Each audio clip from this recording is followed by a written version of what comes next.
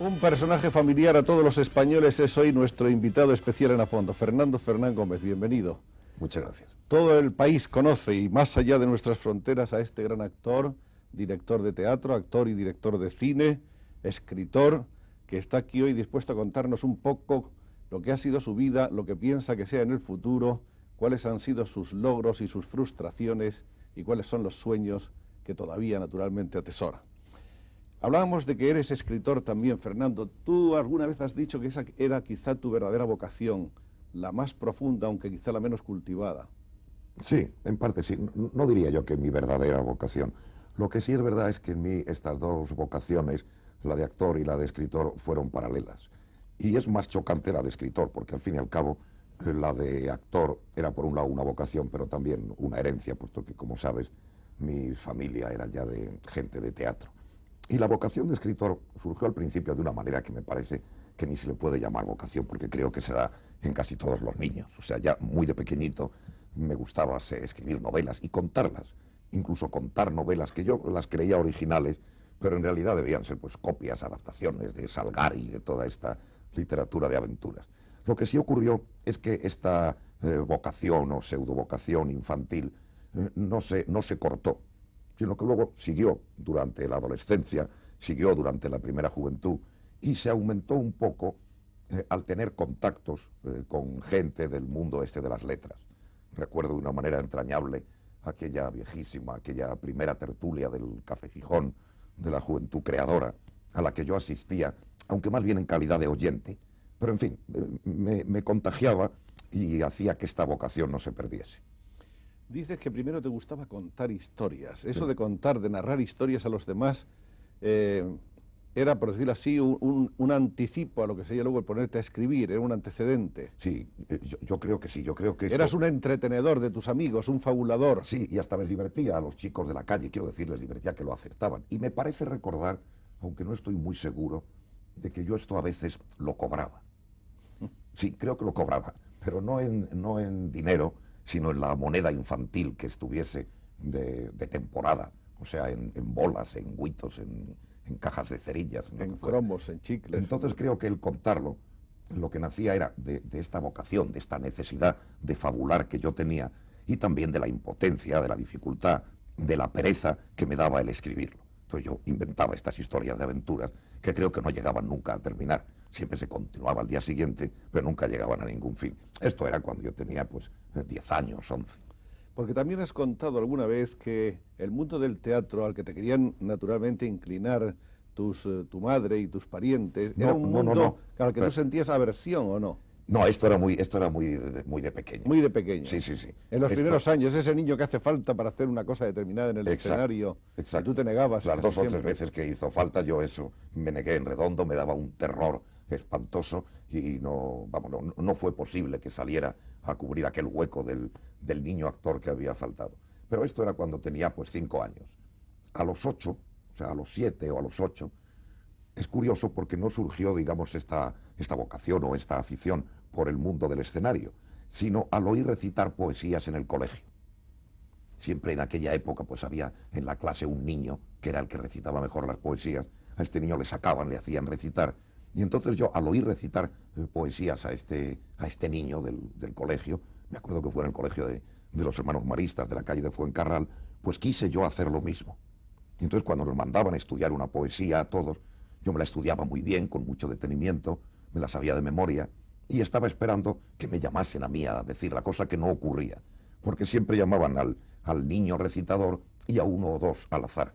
Pero un día este azar cayó en mí, entonces yo recité aquella poesía, recuerdo que era una poesía entre, como diríamos, guerrera y humorística, de Vitalaza, que se llamaba Un Valiente. No me acuerdo ya lo que contaba, pero era en broma algo de la guerra de Marruecos. Entonces la recité, y por lo visto la recité muy bien. El cura, el maestro aquel, me elogió mucho, y desde entonces me aficioné ya a ser el niño recitador del colegio. ¿Tuviste muchos éxitos como recitador? Sí, como niño recitador, en 2 o 3 colegios me llamaban, iba a festivales, a fiestecitas de estas. ¿Y el repertorio lo ampliaste? Claro, amplié el repertorio.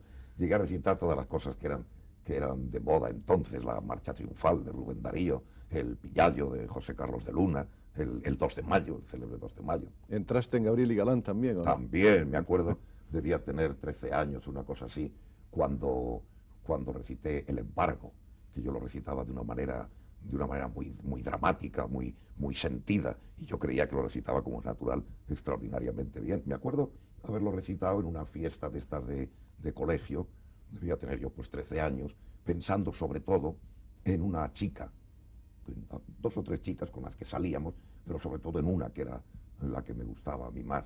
Y yo lo recité con una enorme pasión, pensando sobre todo en ella, que al acabar me dijo que qué ridículo había estado. Sí, fue mi primer jarro de agua fría en las aventuras amorosas. Pero qué cosa más increíble, ¿no? En una niña... Yo creo, luego lo he pensado, que la que debía tener razón era la niña. Sí. Sí, porque debe quedar bastante ridículo un señor de 13 años recitando El embargo, toda aquella historia de su mujer y todo este drama, sobre todo si lo recita de una manera muy exagerada, muy entregada. Tú naciste en Buenos Aires, en Sí, en Buenos Aires, el día 28 de agosto de 1921. ¿Sigues siendo argentino? Sí, sigo siendo argentino, aunque mi nacimiento fue por accidente, porque fue en un viaje, y creo que tampoco está muy claro si nací exactamente en Buenos Aires o si nací en otra ciudad durante la tournée, y en Buenos Aires es donde me registraron. Pero en fin, como allí es donde me registraron, tuve nacionalidad argentina y la he conservado siempre, y ahora estoy haciendo las gestiones para obtener la nacionalidad española. Pero estas gestiones, sorprendentemente, que para los futbolistas, por ejemplo, como todo el mundo sabe, son tan rápidas, en mi caso son lentísimas, porque ahora llevo como año y medio tratando de obtener un pequeño documento que me hace falta para empezar a solicitar la nacionalidad. Y este documento es eso que todo el mundo conoce, que se llama permiso de residencia. Entonces yo ahora, al cabo de todos estos 50 y tantos años residiendo... De residir en Madrid. Sí, como no, pero esto en realidad es culpa mía, porque siempre he sido muy desordenado para esto de los papeles y de la documentación.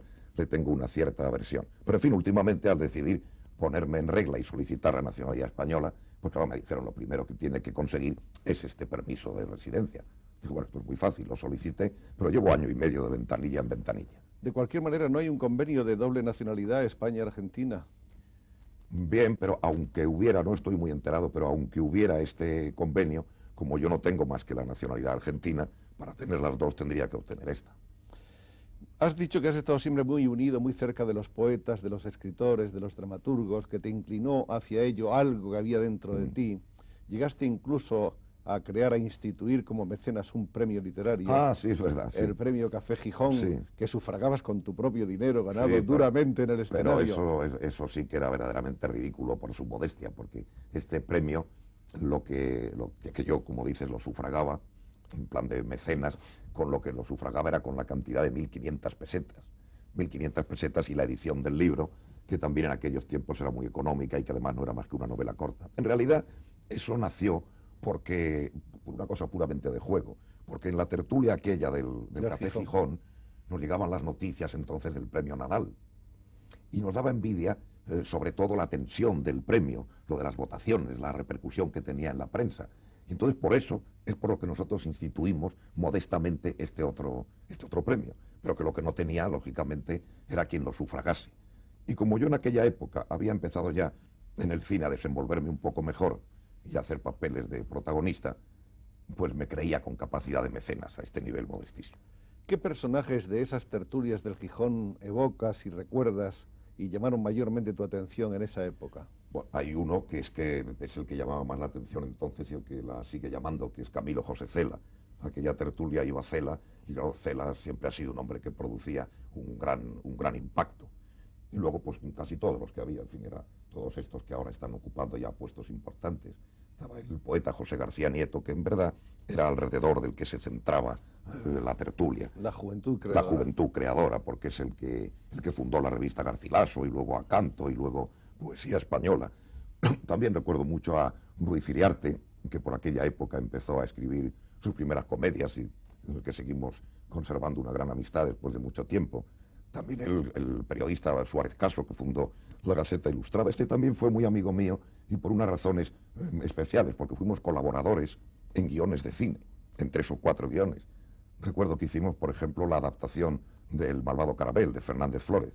Y también recuerdo a Eugenio Suárez, que era un gran escritor, un hombre de un ingenio agudísimo y muy repentino, pero que tuvo la suerte para él de enriquecerse como editor y la desgracia para los demás de que se perdiera en realidad como escritor.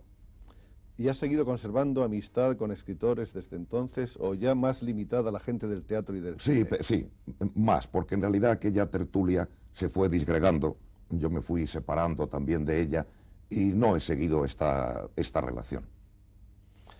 Tú has escrito, que yo sepa, un libro de versos que repartiste entre tus amigos que se llama A Roma por algo, Sí. libro que no he podido encontrar y es una lástima. ¿Cómo eran tus versos? Bueno, en realidad no es un libro de versos, es la separata de unos 20 o 25 poemas que publicó García Nieto en la revista, me parece que fue en Poesía Española. Bueno, aquella misma época escribí una obrita corta en un acto que se publicó en la revista Acanto. Y esto es una serie de poemas, más bien en verso libre, muy desenfadados, un tanto nostálgicos, que yo escribí muy deprisa durante mi estancia en Roma para rodar una película. ¿Pero están más o menos en qué línea? Yo creo que, aun estando escritos en el año 40 y tantos, están en la línea de lo que yo creía que era moderno, pero que debía ser moderno como en el 27. Quizá estén influidos por el creacionismo de Gerardo Diego y por muchas otras cosas, indudablemente. La novela, esa primera novela, se llamaba o se llama El vendedor de naranjas. Sí. Y creo que tenía ya un cierto estilo cinematográfico, ¿no? No, yo creo que no. Lo que ocurre es que se refiere al mundo del cine. El mundo del cine como objeto, sí, como sujeto. O sea, se refiere al mundo del cine, sí, intentando ser humorística y satírica. Es una sátira de lo que era el mundo del cine español hacia los años 50, sobre todo de su pobreza, de su miseria, de su quiero y no puedo. Pero no tenía una intención cinematográfica. Literariamente parece claro, como se vio después también en el cine, que una de los matices o de las vertientes de tu sensibilidad es precisamente la ironía. Sí. El humor, la ironía, la ternura a ratos, ¿no? Sí, esto la sátira. En parte era así. En parte yo también lo quería, era a lo que yo apuntaba. Creo que tenía yo cierto sentido del humor y unas dotes de ironía, de sátira, pero que me parece que sobre todo en la vertiente esta del humor, de la gracia o de la eficacia cómica, a lo largo del tiempo yo creo que lo he ido perdiendo. O sea, a mí entonces las cosas me hacían más gracia, las cosas que veía, las cosas de la vida. Y claro, al hacerme más gracia, pues evidentemente las podía transmitir de una manera más humorística. Pero a mí me parece que poco a poco han ido dejando de hacerme gracia. Y no les veo su lado cómico, su lado humorístico, sino que más bien le veo a la vida un lado triste, un lado un poco gris. Hablemos de tus obras de teatro. Finalista en el Premio Lope de Vega fue La Coartada, que no sé si llegó a estrenar. No. No. Después está Marido y Medio, que esa sí la estrenaste con Milagros Leal. Sí. Y esa sí es una comedia de humor. Esto casi es una cosa que yo olvido o que procuro olvidar. Esto es una comedia que yo escribí en la época que yo era más aficionado a la literatura y más aficionado a la poesía y sobre todo a una literatura exigente, elevada, de altura, de categoría. Y sin embargo, al escribir esta obra de teatro, yo con una gran picardía y con un gran conocimiento del teatro, traté de prescindir de todo esto, de toda esta exigencia. Y hice una obra en la que utilicé todo lo que yo creía que eran mis conocimientos teatrales para conseguir exclusivamente un éxito comercial que no podía fallar de ninguna manera. Simplemente una obra cómica, vodevillesca, en la que lo que conseguí fue ningún éxito.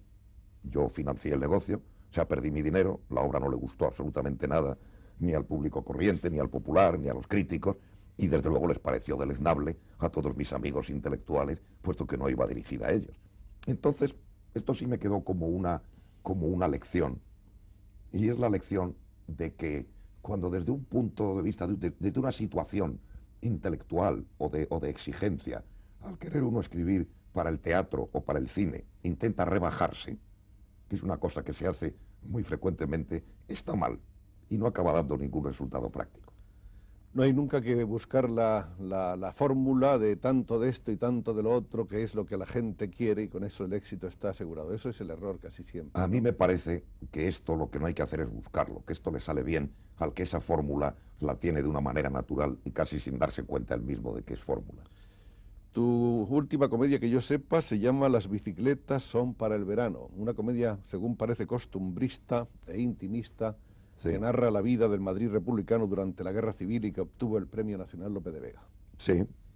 Bueno, pues casi no tengo nada que decir porque está muy bien explicado lo que has dicho tú. Sí, es una obra en la que yo... ¿Es la mejor? ¿Qué? ¿Es la mejor de las tuyas? Yo he hecho después, o sea, entre las... marido y medio ya digo que prefiero casi Olvidarla, ni contarla, sí. olvidarla. De las otras dos, de la coartada y de las bicicletas son para el verano, yo quiero más a las bicicletas son para el verano. La coartada a mí me interesó cuando la escribí, es una obra histórica situada en la Florencia de los Médicis y lógicamente para mí es una obra más fría. En cambio las bicicletas son para el verano. En ella yo trataba de resucitar un poco mis recuerdos de infancia, de la época de la Guerra Civil, que iba desde que yo tenía 14 años hasta que yo tenía 17, y está escrita, me parece a mí, de una manera muy sincera. Por eso me parece mejor que la otra. Pero luego he escrito una tercera, estimulado por el éxito este de haber Por el tenido premio. el premio Lope de Vega. He escrito una tercera que se llama Los Domingos Bacanal, y que es muy distinta a la anterior. Dentro de una línea un poco disparatada y un poco absurda, pretende ser una obra refrescante, divertida. Y esta sí resulta que se va a estrenar. Una cosa contradictoria, porque la que se debería estrenar es la del premio Lope de Vega, pero que como sabes... A eso se compromete el ayuntamiento. Sí, pero como sabes o como no sabemos nadie, la verdad es que no Se cumple. estrena nunca. En cambio, la otra se va a estrenar ahora dentro de 2 o 3 semanas. ¿Y qué va a pasar? Eso digo yo, ¿qué va a pasar? Yo ya, como no queda más que 15 días, ya estoy en la etapa del miedo. No, pero tú crees que va a funcionar bien. Estoy lleno de dudas. Es una obra escrita con la intención de que funcione bien, de que sea muy clara, sin haber recurrido a todos esos falsos conocimientos que decíamos de marido y medio. Está escrita también sinceramente. Vamos a hablar de Las bicicletas son para el verano. Ahí estás un poco recordando y trayendo al presente tus recuerdos infantiles de la guerra. En realidad, de ese periodo de la guerra, ¿qué cosas son las que te han quedado más hondamente? ¿Algunas que te marcaran? ¿Alguna huella en especial? Lo que más aflora, me parece a mí, en Las bicicletas son para el verano, es la tremenda diferencia que hay en una situación como aquella entre el sentir, las preocupaciones, la óptica de los políticos y de los protagonistas de la historia, con el sentir, las preocupaciones y la óptica de la gente común. Esto es lo que más recuerdo de la guerra, lo poco que me importaba a mí la esencia del gran drama y lo mucho que me importaba a mí que se estuviera frustrando mi adolescencia por aquella circunstancia histórica de una magnitud tan desmesurada. Yo he tratado en Las bicicletas son para el verano que se note el enorme deterioro que la gente común sufre por la actividad de los políticos. Supongo que tú crees que hay siempre una abierta discrepancia, una distancia inmensa entre los líderes y el pueblo en una situación Sí, de emergencia como esta. y creo que esto se nota de una manera muy clara en unos libros que se han publicado últimamente. Como tú sabes, hay muchísima literatura sobre esa época, y hay algunos libros que narran la vida cotidiana en el Madrid Rojo. Entonces estos libros están hechos ahora por estudiosos muy inteligentes y muy bien preparados, supongo que jóvenes, que no vivieron la circunstancia y que han creado esta vida cotidiana, esta imagen de la vida cotidiana de entonces, a través de la prensa de entonces. Y claro, no concuerda absolutamente nada con lo que era la vida cotidiana en realidad, porque la vida cotidiana casi nunca sale en la prensa, porque se considera que no es noticia. Entonces lo que sale en la prensa es cuando un marido mata a su mujer, pero no sale en la prensa cómo vive ese marido con su mujer cuando no la mata. Y esto ocurre, que en los periódicos de entonces cuentan en la situación de la guerra en Madrid, pero no cuentan la situación de la no guerra de las familias, de los que aquello les afectaba de una manera gravísima, porque mataban a la gente, porque caían bombas en las calles, pero que a ellos lo que les afectaba de la bomba era el dolor que causaba la herida, no que la guerra la iba a ganar uno o que la guerra la iba a ganar otro, ni si había intervención o no había intervención. ¿Políticamente sentías tú algo ya en ese momento o no? Sí, políticamente, en aquella etapa, que iba, por ejemplo, desde un poco antes de la guerra hasta un poco después de la guerra, yo creo que fui de todo. Porque me acuerdo que era una época en la que yo vivía en este barrio, en la calle Álvarez de Castro, que era un barrio más bien popular, en la que tenía muchos amigos que eran hijos de obreros y que vivían muy mal. Al mismo tiempo iba al colegio de los hermanos maristas y pertenecía a la Juventud de Acción Católica. Y entonces yo me sentía obrerista, revolucionario, porque tenían toda la razón, católico, muy católico, porque estaba en esa época de crisis tremenda de la adolescencia, fascista, porque en el colegio de los hermanos maristas a los niños nos hacían una gran propaganda fascista, porque casi todos aquellos 6 o 7 frailes que nos daban clase en todos eran fascistas porque les parecía muy bien a ellos esta ideología. Luego, justo en el momento de estallar la guerra, como evidentemente en Madrid se cometieron tantísimas tropelías, pues yo me sentía no un señor de orden, sino un muchacho de orden al que aquello le parecía una barbaridad. Entonces, durante toda la guerra, yo la pasé en el Madrid Rojo, pero pendiente, con mi madre, con mi abuela y con los amigos, de oír la Radio Nacional. En cuanto acabó la guerra, era una cosa tan evidente, el furor de la represalia, que inmediatamente me sentí no ya socialista, sino anarquista. Entonces yo creo que pasé en aquella etapa por todas las ideas políticas que se pueden tener. Y pasado el tiempo, de esos extremismos mejor no quieres acordarte. No, pasado el tiempo, lo que he llegado, he tenido luego una afición, digamos también de curiosidad nada más, a enterarme de lo que es la cosa política, en sus relaciones con la cosa económica, hablando, asistiendo a tertulias, leyendo libros, y he llegado a la consecuencia actualmente de que por más esfuerzos que he hecho, claro, no puedo dedicar mi tiempo entero a eso, no consigo entender absolutamente nada.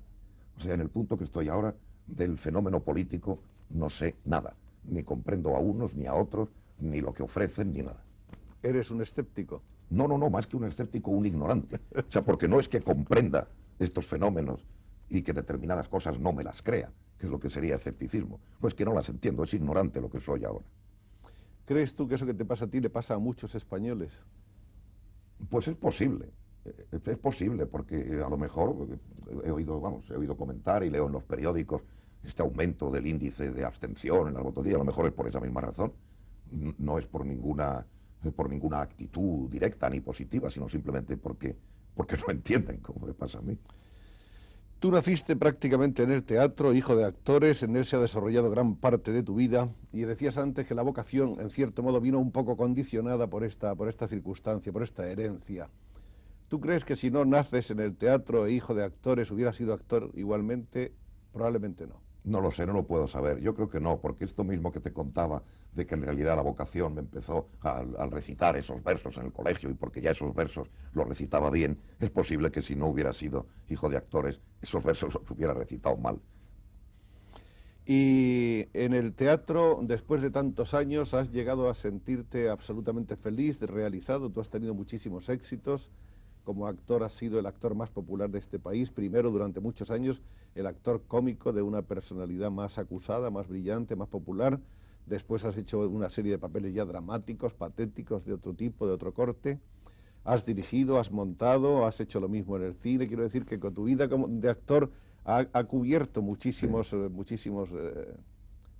etapas, se ha abierto en abanico ampliamente. ¿Eso te ha dado la felicidad, la satisfacción personal? Sí, no me atrevería yo a emplear una palabra tan grande como felicidad, pero en fin... Satisfacción. Sí, la de la satisfacción personal yo sí la acepto. Sobre todo creo que en un campo, concretamente en el de actor, sí he conseguido hacer por lo menos algo muy parecido a lo que yo quería hacer. Y estoy contento de dos cosas. Primero, de la multiplicidad de mi trabajo dentro exclusivamente del trabajo de actor. O sea, esto que apuntabas, de haber podido hacer papeles cómicos, papeles dramáticos, de eso yo estoy muy contento porque me ha liberado de lo que podía haber sido una monotonía que crease un aburrimiento. Y también estoy contento de haber podido hacer trabajo no solo de actor, sino un poco de escritor y un poco de director, por dos razones. La primera, porque me ha ayudado a liberarme un poco de esta amenaza de la monotonía, del aburrimiento. Y la otra más práctica, que es que esta profesión nuestra, como tú muy bien sabes, es muy insegura. Me refiero muy insegura en lo económico. Uno no sabe cuándo la profesión se va a terminar. Cada vez que a uno no le llaman, pueden no llamarle durante 3 meses, durante 6 o nunca más. Y entonces esta inseguridad yo creo que se corrige un poco si uno puede ser no solo actor de cine, sino actor de cine, actor de teatro, actor de televisión, director de películas, guionista. Yo creo que este miedo también me ha impulsado a mí a hacer tantas cosas al mismo tiempo. Pero fundamentalmente tú crees que todo eso son consecuencias de una labor fundamental de actor. Sí, claro. O sea, yo creo que si hubiera que elegir un solo camino, si tuviera que definirme yo entre todo esto, como qué es lo que soy, yo creo que fundamentalmente soy actor, por actor, hombre del espectáculo, y lo demás son derivaciones. Ese miedo a la monotonía o a la rutina que tenías o que dices que has tenido a veces en el teatro, ¿de qué nace? Nace sobre todo de esa cosa repetitiva que tiene el actor de éxito, que tiene que decir el mismo texto durante muchos días, algunos durante años. Hay actor que lleva 10 años haciendo el mismo papel. Sí, yo creo que eso es muy doloroso. Es muy doloroso y exige un tremendo esfuerzo, porque pasadas unas cuantas representaciones, pues simplemente 30 o 40, ya se hace muy duro. Y hay que hacer, antes de salir a escena, un ejercicio mental, un ejercicio psíquico muy fuerte para hacerlo con un cierto entusiasmo y para seguir conservando la frescura del principio. Es una de las dificultades más grandes del trabajo de actor en el teatro. ¿El ideal qué sería? ¿Hacer siempre un número limitado de representaciones? Yo creo que el ideal, pero se consigue, no se puede, se consigue muy poco. Es que se pudiera trabajar como en los teatros nacionales, en los teatros oficiales de algunos países, en que se hace repertorio y el actor lo más que incorpora a la misma obra son 3 o 4 veces a la semana. Y luego pues 1 o 2 veces hacia otra obra distinta. Y las así alternando y desde luego con representación única. Porque sobre todo para los que hacen el papel de protagonista, el proceso de creación del personaje y el situar al personaje en el tiempo, en un tiempo que va evolucionando desde un principio a un final, para luego saber durante la representación de la tarde que cuando termine no ha terminado, sino que hay que darle una pequeña pausa y volver a empezar, eso produce un dolor enorme, un dolor y un cansancio. Aparte de que también hay una cuestión puramente física, material, que es que no se sabe si entre función y función se debe cenar o no se debe cenar. Porque si se cena, trabajamos en plena digestión, lo cual está mal. Y si no se cena, estamos debilísimos, lo cual también está mal. O sea, esto parece que no, parece una trivialidad, pero también es un problema de lo de las dos funciones. Lo de las dos funciones, sin embargo, parece que en cierto modo está medio resuelto, ¿no? Hay mucha gente que ha intentado hacer una sola función, sí, y si no hacer 5 por semana, o 4 por semana, o 6... No, 5, 6, 7 no se pueden hacer más que en los teatros subvencionados. En las empresas particulares económicamente el mínimo no que se han hecho, parece ser que económicamente no funciona porque el público español, como el español en general en todo, no se pone de acuerdo. Y van la mitad de espectadores por la tarde y la mitad de espectadores por la noche. Si el público se pusiera de acuerdo y no fuera más que por la tarde o más que por la noche, haríamos la función única y ganaríamos lo mismo. Cuando se dice que un actor que lleva 100 representaciones haciendo la misma obra la domina maravillosamente, ¿tú crees que eso es cierto o que está ya pasándose incluso de tanto dominarla? Es cierto que la domina, es cierto que tiene el peligro de estar pasándose, pero es cierto también que lucha contra ello y que si no lo consiguiera, ese éxito desaparecería. Pero curiosamente yo leí una vez unas declaraciones tuyas de que la mejor interpretación que creías haber hecho como actor era la de una obra que interpretaste una sola vez, en teatro de cámara, me parece, La Mandrágora, de Nicolás Maquiavelo. Es posible, sí, es posible. Y eso es curioso, eso llamó mucho mi atención. Si un actor que ha trabajado tantísimo piensa que lo mejor que ha hecho es lo que hizo una sola vez, una sola noche... Sí, pues puede ser. Yo, cuando hice esa declaración, seguramente tendría más fresco el recuerdo de La Mandrágora, y ahora ya no me atrevería a decir lo mismo. Pero es que aquellas representaciones las hacíamos con mucho amor. Dedicábamos como 2 meses a los ensayos, 3 meses. Éramos profesionales, pero no obstante lo hacíamos de una manera gratuita, solo por amor al arte, que se dice. Y luego lo representábamos solo una vez. Pero no es raro que el resultado fuera bueno por este amor, por esta afición que le poníamos. ¿Hasta qué punto un actor está siempre viviendo dentro de un círculo cerrado, eso que se llama el mundo del teatro, o está participando también de los otros mundos? ¿Tú no has vivido demasiado encerrado realmente en la cáscara del teatro? Sí, yo creo que sí. Yo creo que hay una tendencia en nosotros a vivir muy dentro del mundo del teatro, o por lo menos del mundo del espectáculo. No sé si esto es bueno o malo, pero hay una especie de, sí, digámoslo, porque en una especie de repulsa de la sociedad hacia el mundo de los actores, y también hay cada vez menor, cada vez menor. Sí, se dice que cada vez menor, pero no está claro. Lo que sí va haciendo es que como la moral burguesa cada vez va siendo más amplia, o digamos más relajada, pues cada vez es más lógico admitir a los actores, porque una familia burguesa que tiene su niño drogadicto y que a su niña la manda constantemente a Londres, no va a poner mala cara porque un señor sea barítono, ¿verdad? Pero creo que es solo por eso, porque se va modificando la moral de la sociedad en todos los sentidos. Pero quería decir que también hay una repulsa, aunque nosotros no lo reconozcamos, de nosotros hacia esa sociedad. A la mayoría de nosotros me parece que nos aburre un poco el tipo de conversación de los demás, quizá por estar demasiado inmersos en nuestro mundo. Yo esto no sé si es bueno o malo. Pero bueno, no cabe duda de que hay una comunicación entre el mundo del teatro y el otro mundo, porque el teatro es la comunicación vuestra, de los autores y los intérpretes, con el gran público. Entonces, cuando se produce esa fusión, yo creo que hay una manera en cierto modo, de identificación que se produce muchas veces por una vía entusiasta y rápida, ¿no? Sí, pero creo que quizá que es exactamente lo que dices tú, que a lo mejor por lo que nosotros nos comunicamos menos con los demás por medio de la convivencia y por medio de la conversación, es porque ya nos comunicamos a través del escenario, a través de la pantalla. En general, ¿tú crees que el público entiende un poco lo que es el actor, el esfuerzo y el sacrificio que supone su vida y lo que representa en la sociedad? Pues yo creo que esto el público lo entiende, que el público lo sabe, pero que sobre todo lo sabe porque la prensa, la verdad es que ha insistido mucho en esto. O sea, casi es tópico ya decir que nuestra profesión no es tan tranquila, no es tan cómoda, no es tan desahogada como se supone. Se ha explicado mucho en los periódicos lo fatigoso que es el trabajo del teatro, lo durísimo que es el trabajo del cine. Y yo creo que por esta ayuda, digamos, que ha hecho la prensa, la gente, el público, sí tiene conciencia de esto. ¿Estás cansado de hacer teatro? No, o sea, no estoy cansado de hacer teatro en general. Me cansa, que es un término distinto, digamos, me cansa cuando lo hago. Me cansa lo que decíamos antes, la repetición excesiva. ¿Qué prefieres, la estabilidad en un escenario, por ejemplo, de Madrid durante 6 meses o un año, o de Barcelona, o prefieres la gira, el cambiar frecuentemente de ambientes, de escenarios, de públicos? Pues no prefiero ninguna de las dos Ninguna cosas. de las dos cosas. Pero no porque rechace las dos cosas, sino por lo siguiente, porque preferiría la gira, por esto que acabas de decir, por cambiar de públicos, aunque luego el público sea muy uniforme, pero siempre hay unos matices distintos, y el cambiar de ciudad y el cambiar de sitio. Lo preferiría, pero no lo prefiero, porque se hacen unas circunstancias incomodísimas. No está solucionado.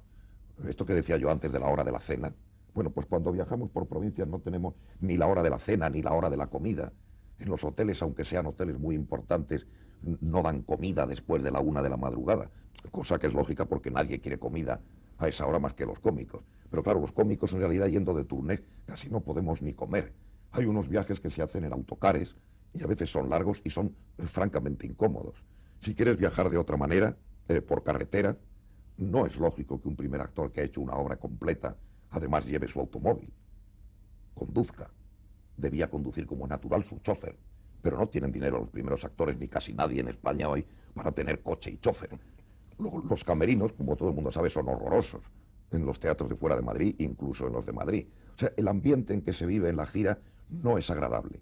Si este ambiente fuera más agradable, tuviera más confort, yo preferiría la variación de la gira a lo de Madrid.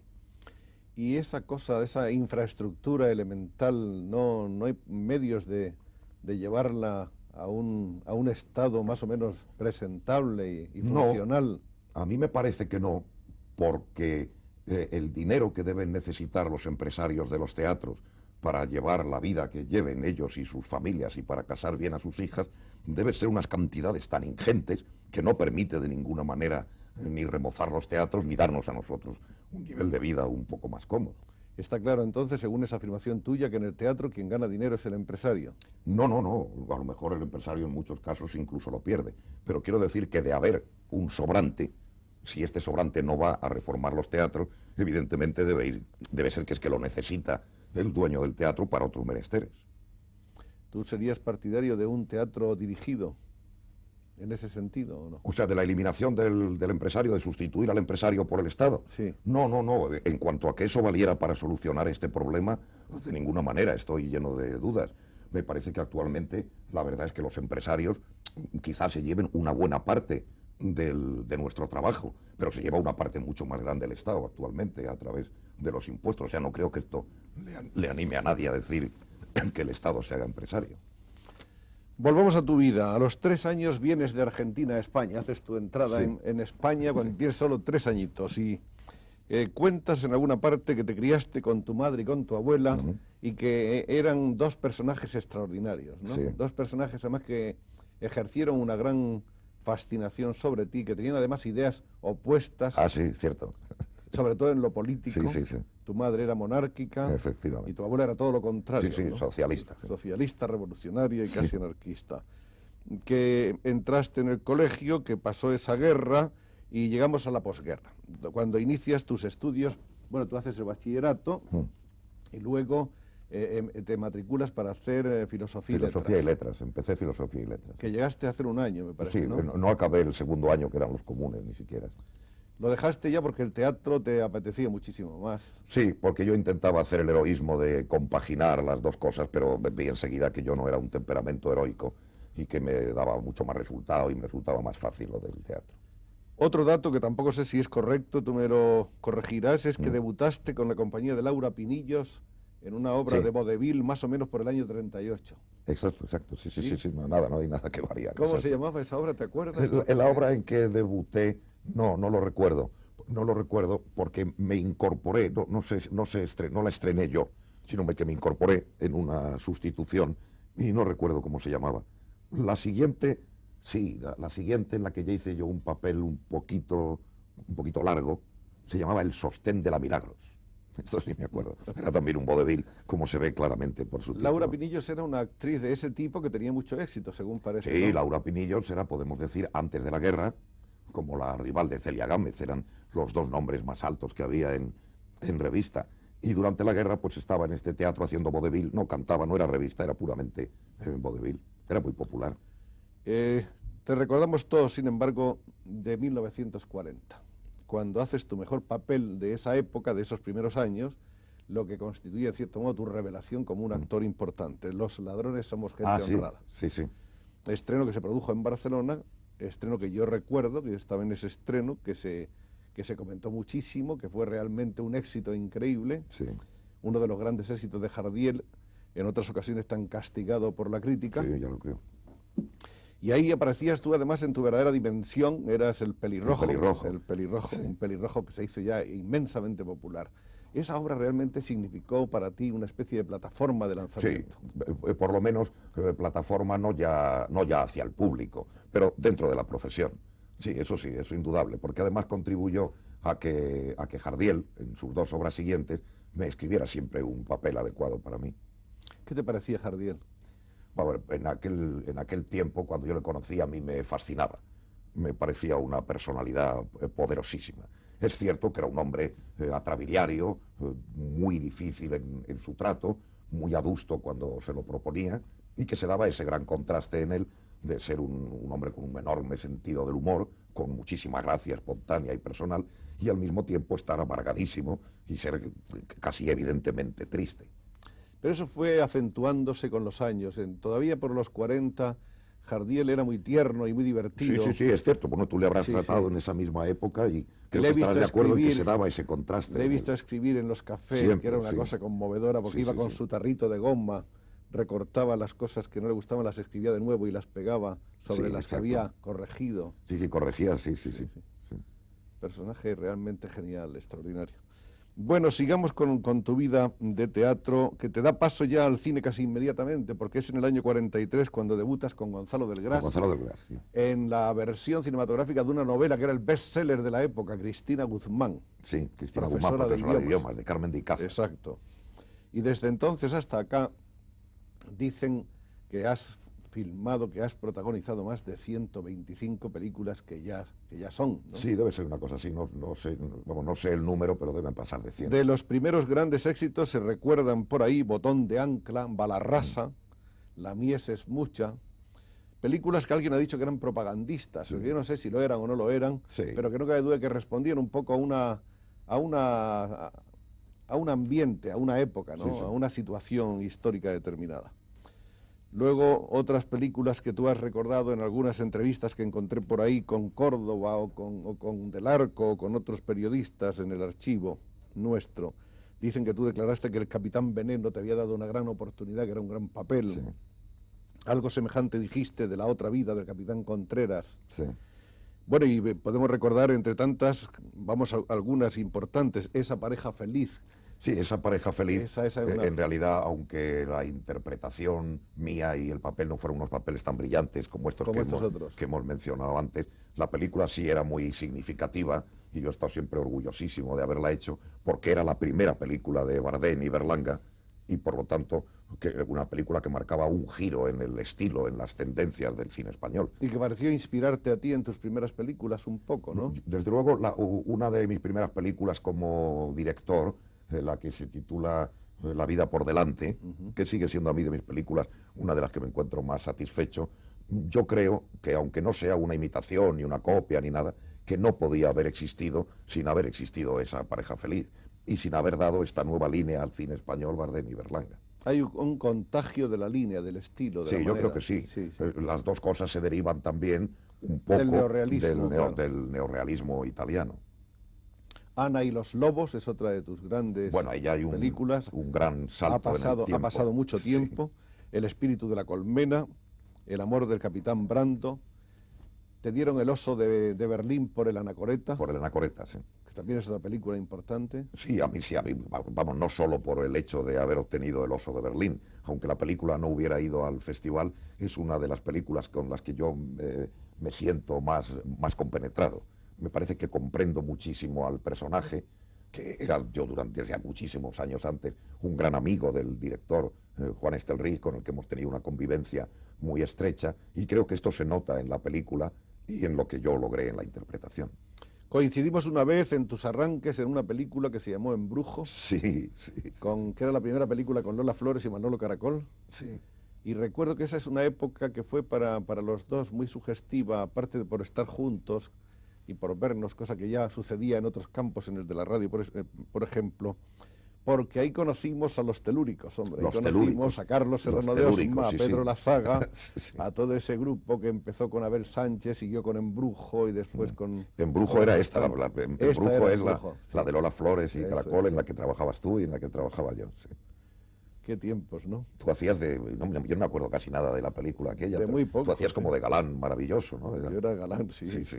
Y yo era una especie como de acompañante, de amigo de Tú eras Caracol. una especie de mentor de Manolo Caracol. Eso, es que me acuerdo que era un personaje como el mío, me refiero, Sí. como muy sucio, muy desastrado, Sí, borracho, eras un pero en pe- fin, no recuerdo más. Sí, un filósofo de taberna. De taberna, Sí, eso es. sí.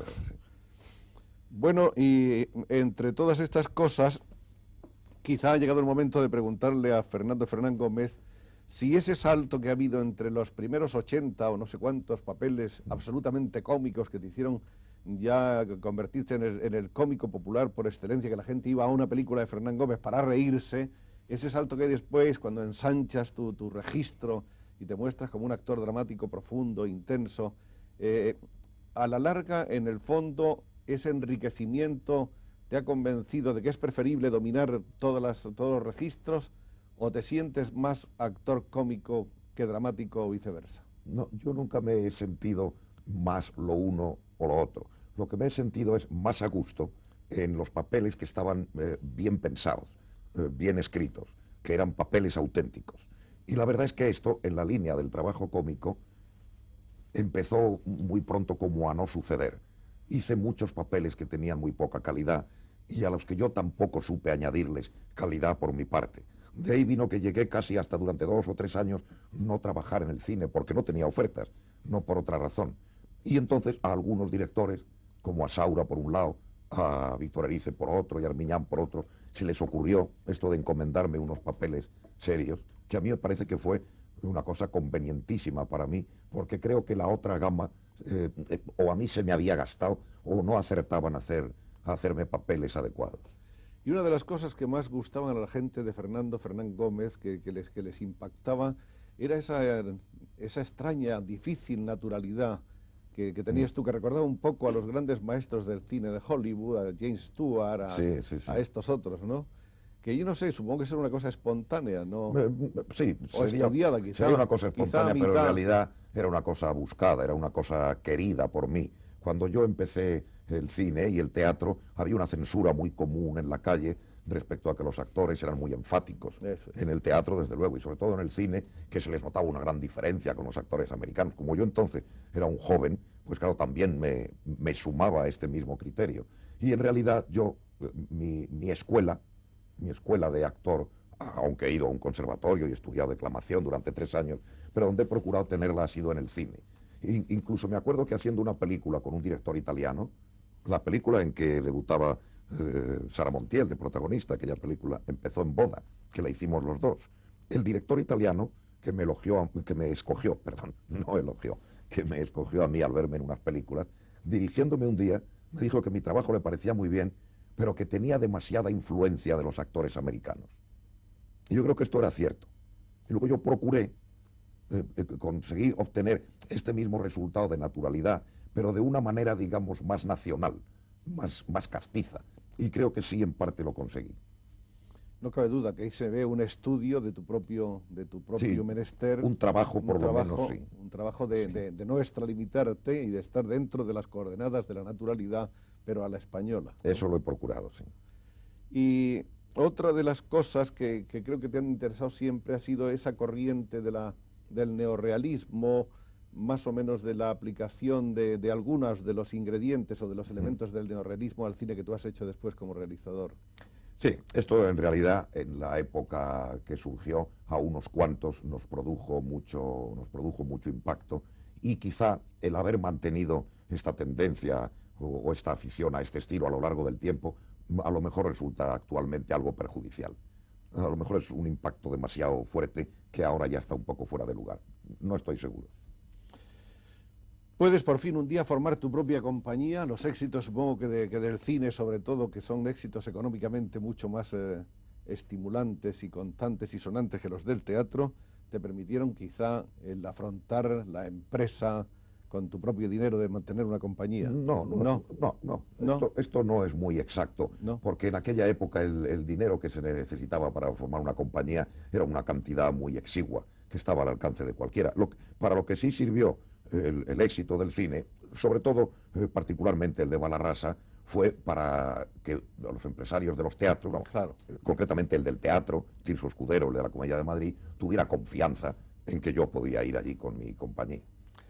Con tu compañía, bueno, has realizado muchas puestas de escena, tantas que nos llevarían aquí pues horas el recordarlas.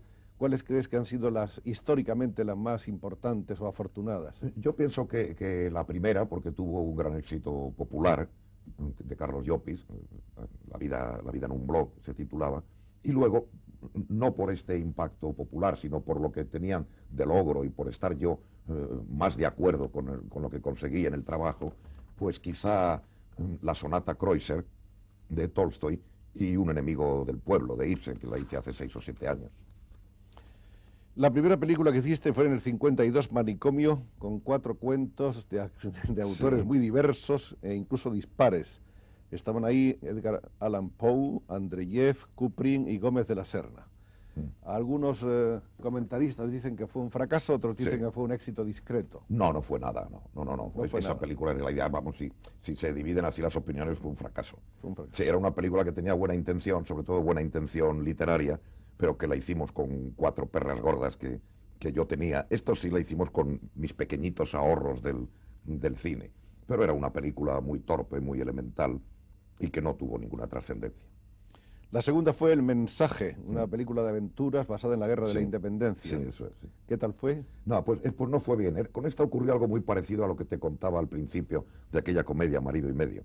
Yo creía que haciendo una película de aventuras Con receta también, y con la sí. popularidad que yo creía que tenía entonces, si esta película era muy barata, pues que siempre como negocio iba a ser defendible. Y resultó que no. No es que arrojara pérdidas, pero las arrojó, pero muy pequeñas, pero no dio ganancias, desde luego. La tercera fue El malvado Carabel. Sí. Y luego vienen esas dos de que hemos hablado, La vida por delante, que la escribiste con el Pilares. con el asturianín. Con Manolo Pilares. Con Manolo Pilares, el poeta asturiano, éxito comercial muy grande. Y le sigue después La vida alrededor. Sí, que era como un complemento. Que era como un anterior. complemento de esta. Después ruedas ya películas de encargo, La venganza de Don Mendo, Bruja más que bruja, que viene luego mucho más Sí, adelante en esta el es muy tiempo, muy reciente, sí. pero que las dos son parodias, en cierto modo son dos tipos de películas que se parecen en lo que Sí, vienen sí. de paródico, ¿no? También hiciste Sublime decisión de Miura, que se tituló En teatro solo para hombres, y tu fama de cineasta maldito la adquiriste con dos películas, La vida sigue y El extraño viaje. La primera no se estrenó nunca en Madrid, que yo sepa. No, nunca se estrenó, ¿no? Y la segunda, bueno, la primera además era de un escritor que en el Gijón tenían miedo siempre a pronunciar su nombre, ¿no? Ah, sí, bueno, eso son tonterías, sí. Y la segunda, que El extraño viaje, basada en una idea de Berlanga, un esperpento, que sin embargo se estrenó al cabo de 8 años. Esta película se estrenó así 8 tuvo años éxito, después, 8 años tuvo después de éxito. producida. Y tuvo éxito a unos niveles intelectuales, minoritarios, pero en fin, en realidad sí, tuvo un éxito que todavía dura. Tuvo incluso el premio del CEC 8 años después de hecha esta película. Era una película que tenía inventiva, una cosa de narrativa visual muy Sí. moderna. Luego vienen adaptaciones de obras teatrales, Los palomos de Paso, Ninet y un señor de Murcia, de Miura, Mayores con reparos de Alonso Villán, Cómo casarse en 7 días de Paso, Crimen imperfecto, Producto Masó, y en tu última época una cosa de Summers y Chumi Chúmez, en tono esperpéntico, yo la vi primero, también La querida para Rocío Jurado, con canciones dentro, y luego la citada Bruja más que bruja, y por fin Mi hija Hildegard, que ha sido una vuelta al cine ya de cierta envergadura, de mayor empeño, Sí. que te proponías primero, con un éxito, esta vez Sí, total de éxito. Quizá es la película mía de un éxito más completo, aunque La vida por delante y El extraño viaje permanezcan más a nivel de comentario. Finalmente, Cinco tenedores, comedia sobre la infidelidad conyugal, que no ha aportado gran cosa a los éxitos anteriores. Y entonces el resumen como director, como realizador cinematográfico que hace hoy Fernando Fernán Gómez al cabo de todas esas películas, ¿cuál sería? Pues un resumen un poco decepcionante, porque a mí me parece que Ha habido de todo, ahí ha habido un poco de todo, ¿no? Mucha mezcla, una desigualdad, una carencia de línea general. He conseguido que si me encargan una película la puedo dirigir, pero sin embargo la línea que yo apuntaba o que quería trazarme en películas como La vida por delante y La vida alrededor, la verdad es que no he podido o no he sabido continuarla. Luego, como actor en el cine, una vez declaró Saura a un periódico francés que te negabas a improvisar. Hay muchos Que me era muy directores, difícil, sí. hay muchos Sí, directores que quieren que los actores improvisen, que Sí. vayan diciendo cosas y ellos No, y van está muy bien. filmando. Está muy bien. Y en algunos casos incluso se llega a que el actor haga realmente la película, como es en el caso de Rob Grillet, el inventor del Nouveau Roman, que él cuando rueda sin argumento, ¿no? Tiene una idea básica y le dice Sí, eso tengo a los entendido, demás que sí. improvisen. Eso para ti era más penoso, ¿no? Sí, es que es muy difícil, pero yo creo que es difícil única y exclusivamente por falta de práctica. Es una determinada escuela, una determinada especialidad del oficio este de actor, que a mí me parece muy interesante, pero que la he practicado muy poco. En el teatro y en el cine, entonces, ¿qué es lo que te ha dejado más satisfecho como director?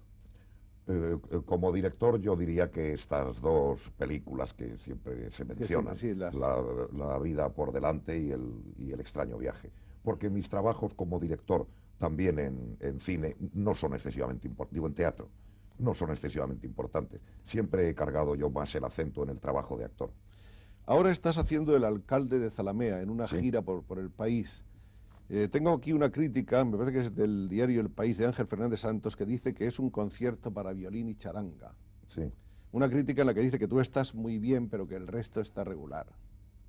¿Tú estás de acuerdo con esto o te parece que es una crítica excesiva? No, bueno, ocurre una cosa, que es que así como en el cine uno puede juzgar su trabajo, porque en el cine el trabajo del actor se ve y claro. las películas se ven, en el teatro siempre opera uno con fantasmas y no puede ni defenderse ni acusarse, porque yo lo que sí puedo tener es una impresión de cómo era este trabajo durante los ensayos.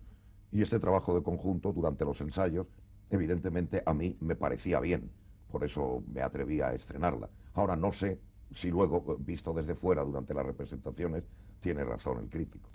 ¿Con qué actores has aprendido más? ¿O de quiénes has aprendido algo? Pues, ¿A quiénes les has, en cierto modo, tomado alguna cosa? yo creo que sin querer en este oficio uno va aprendiendo de casi todos y sigue aprendiendo hasta el final. En aquella época de mi juventud, ya te he dicho, me esforzaba en aprender de los actores americanos, Sí. sobre todo como podía ser Spencer Tracy o James Eso es. Stewart. Y hubo un actor español que murió entonces, por aquella época, con el que yo trabajé muy poco tiempo, 2 o 3 semanas, y que le vi en 3 o 4 comedias, que se llamaba Juan Bonafé, Sí. que yo procuré que me influyera mucho, porque me parecía un actor extraordinario y su estilo muy adecuado a lo que yo podía hacer. No sé si me influyó o no, pero en fin, yo lo quería. ¿Y los que te gustan ahora, quiénes son? De los actores actuales, pues a mí me parece que quizá, debo coincidir con muchísima gente en esto, de los que han aparecido en los últimos años, Dustin Hoffman y Al Pacino. Lo que piensas de ti mismo como actor. Pues yo como actor lo que pienso es que soy por encima de todo como muy profesional. No puedo decir esto en lo que tenga de bueno y en lo que tenga de malo, pero es lo que encontré. Y luego creo que evidentemente sí he logrado unas cosas que se parecen bastante a lo que yo quería hacer. En la televisión hiciste Juan Soldado, que me parece que tuvo un premio. Hiciste también El Pícaro, una serie que fue obra tuya. Interviniste luego en series de otros, como por ejemplo de Armillán, de Guerín, Y de Armillán etcétera. hice 2 series. Sí. 2 series. Pero vamos, me interesa sobre todo tu trabajo más que como actor de televisión, como hombre que se enfrenta con el tema absoluto de una serie de televisión. El resultado fue bueno, ¿no? En mi opinión sí. Muy bueno. En mi opinión sí, porque a mí lo que me interesaba del medio de televisión y me sigue interesando es la enorme difusión que tiene, el que esta difusión esté garantizada, aunque luego el resultado sea adverso en la opinión de la gente. Pero como medio de difusión me parece interesantísima la televisión. Y entonces el empeño que tenía yo entonces es ver cómo se podía acercar el mundo de la literatura de calidad, el mundo de la literatura clásica española a este medio de difusión. Y yo creo que el resultado que se obtuvo fue francamente bueno. No quiero decir que fuera un éxito tan popular como pueden serlo las series americanas de policías o La Casa de la Pradera, pero tampoco era esta la aspiración. Y por el eco que yo entonces iba recogiendo en la gente, sobre todo en los jóvenes, me parece que se parece mucho el logro al propósito.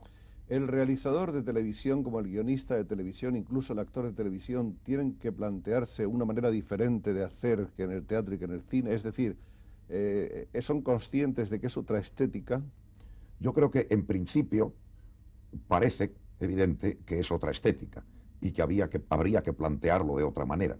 Pero a mí me parece que en los programas narrativos o dramáticos esta nueva manera todavía no existe. Y buena prueba de ello es que casi siempre lo que mejor queda en televisión son las películas de los grandes maestros pasadas por televisión. O sea, lo que resulta más televisivo es dar a Fritz Lang o a John Ford.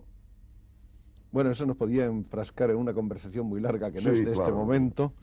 Así que pasemos a otras cosas. Por ejemplo, ¿qué sueñas con hacer ahora?